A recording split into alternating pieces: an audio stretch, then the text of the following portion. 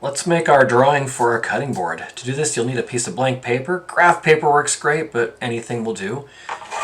You will need a ruler and pen or pencil or something, not a Sharpie, something with a decent sharp point on it.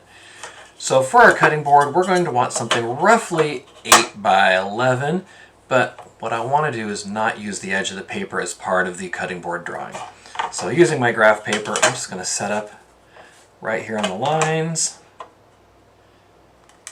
I'm just going to draw a baseline right here. This kind of, that's right on the edge. I'm struggling a little bit there. Let's go ahead and draw a border on the top and one side.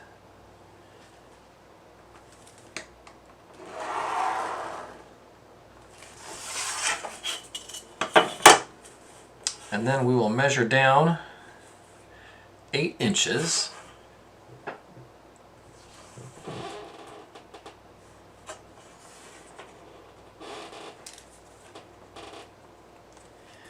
If you're using graph paper, you can go right on the grid lines. If you're using plain paper, that's okay too. Make your mark at 8 inches. Now for a cutting board, realistically, we could do any size cutting board, but sticking with even inches makes our design process a lot easier. And we'll want to go 11 inches wide. I'm actually going to be just a little bit short here. So the question is, do I cheat or do I just squeeze it in and make it 10 3/4? I think for the sake of this, we'll make it 10 3/4. In all honesty, when we do these for a first one, we just trim the ends nice and even. But it's not a bad idea to do decent, proper design skills. So we go 10 3/4. So I've got my mark right there on 10 3/4 on the left side. Mark there, and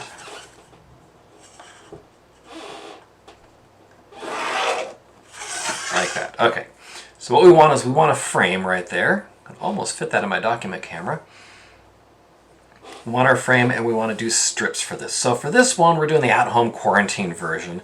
We're not going to have a lot of fancy designs, so we just want to do some basic strips. So for this one, and seriously, for yours, do your own pattern. Everything we do will be increments of 1/2 of an inch. So 1/2, 1, 1.5, 2, 2.5, maybe 3 inches at the absolute widest. So I'm just going to kind of make up a pattern here. We'll do 1.5. I'm going to do like fat wide strips on this one. 1. And I'm going to be symmetrical about this. So I'm going to copy whatever I do on the top, I'll do on the bottom. So we did 1.5. And a half, and then 1, and that leaves me with 2 inches in the middle. How do I want to do this? I think I'm just going to do a 2-inch piece in the middle. We'll keep it simple. And we want to make marks on both sides. Even though I've got the graph paper, I'm going to go ahead and use some best practices here. Go all the way to the right side, and again we'll go 1.5, a half, 1, up from the bottom, 1.5, half, and 1. It doesn't matter what size you do as long as the left and the right match. And then we just connect our lines.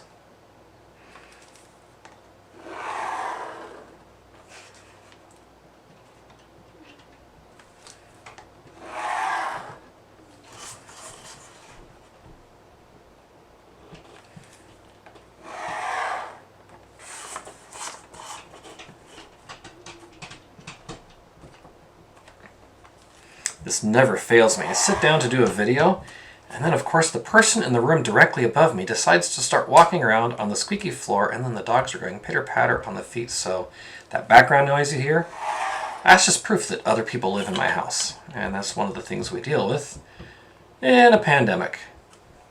So all of you professional YouTubers out there, you can laugh at me all you want. Sometimes we just got to get the job done. All right. So there's my pattern. I don't have all the information I need right now, so we need to go through and look up on our wood list what kind of woods we want. So I love using some Jatoba in here, but I think for this one, I just like a nice dark wood for my accent stripes. And we'll do a maple in the middle. And I'm going to go cherry. Let's see here.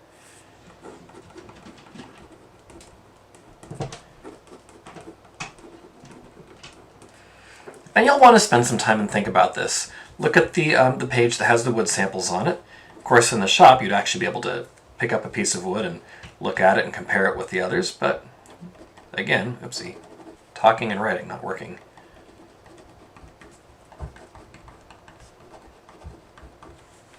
All right, next step, label all the woods you want. The final step here is we need to make a bill of materials. And we can just write it right on here. Normally this would be on a separate page, but for the simplicity of this assignment, it gives you one thing to turn in all in one page. Bill of materials, or the BOM. So we list out the wood. We've got cherry, and I'm going to do something here that might not make sense at first. So we're going to need 12 inches. But wait, what? This is like 10 3/4. Right. We want the stock size to be 12 inches long because when we glue these boards together, they're going to slide around a little bit end to end, and we'll have to cut some off. So we always cut it a little bit longer than we actually need. So my cherry, I need 12 inches by 1 1/2. And I need 2 of those. And then we'll need a 12 inches by 1 inch. We'll also need 2 of those. So we've got my first line here is this board and this board. My second line, that 1 inch wide, will be this board and this board. We'll need some walnut. And we'll need 2 pieces here and here. 12 inches by 1/2 inch. And then we need that cherry there. Nope, not the cherry. We did the cherry. We need the maple. One piece that is 12 inches by 2 inches. And we'll underline that.